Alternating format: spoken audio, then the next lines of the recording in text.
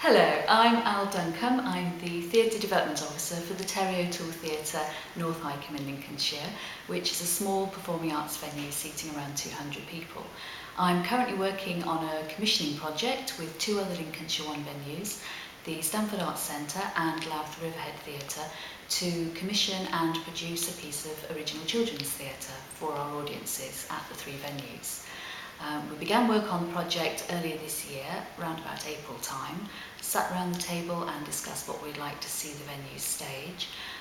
We decided we'd like something that had its roots within Lincolnshire, so we looked at original folk tales and stories coming from the county, and also that we'd like something for the age range between 6 and 10 years. There's a lot of children's theatre around for young children, but once you get to sort of 6 years upwards, there's a lot less out there for us to book as venues. So those were two of our priorities when we first began work on the project. We started looking for companies that we might work with, and again we discussed the style of company we'd like to work with and the sort of production we'd like. We decided we'd actually like to go for a company that were based within our region, so that we were actually forging links within our area, as it were. And after quite a lot of sorting through different suggestions, we came up with the Babbling Vagabonds storytelling theatre. Babbling Vagabonds are based in Bakewell in Derbyshire. They have a very good reputation for working within community settings and for producing very innovative and high quality children's theatre. So we began talks with Phil and Mark from the company, floated the idea of maybe looking at some original Lincolnshire folk tales, and came up with the story of the Buried Moon, which is based in the Fenlands. It's quite a gothic tale, quite dark.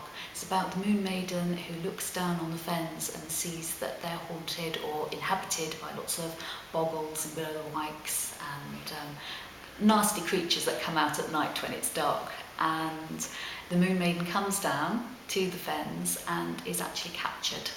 So there's quite a lot of dramatic tension in the story as well. And then the villagers come out from one of the local villages and they save her. And the Babbling Vagabonds were very gripped by the tale. They thought it was a very good story to work upon. And they liked the idea of doing a piece of shallow theatre, incorporating made puppets and also a lot of light and dark. They've recently had a development weekend down in Devon, where they've batted ideas about, and they've come back to us now with some artwork and an outline for the show. The show won't just be staged at the three venues that I mentioned earlier.